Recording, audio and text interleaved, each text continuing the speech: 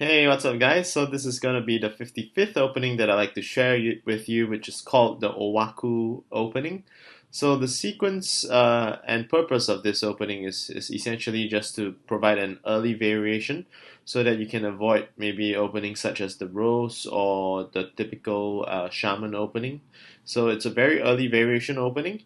So let's take a quick look at the sequence. The usual sequence F5, starting with F5, leading up to Rose. After E3, the typical response that as white you would go for is the book move to C6. I think almost 80 to 90% of games being played out in this sequence always goes to C6.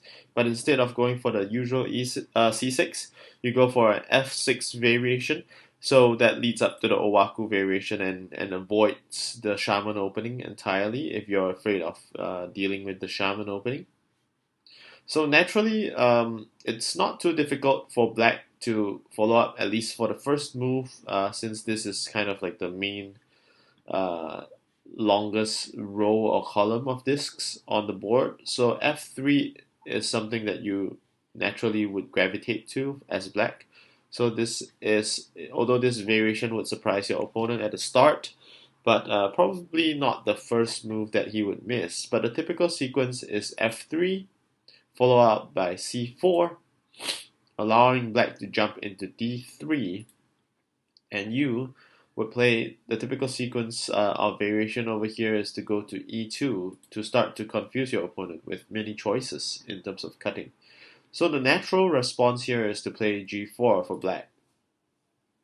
Thereafter, I see people playing G5 as a variation, and typically, if Black goes into the center, White would then follow up and extend to E7.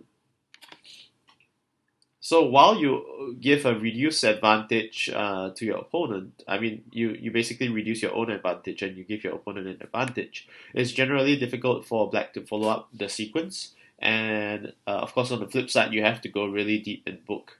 So I would recommend this for advanced players playing White for this opening.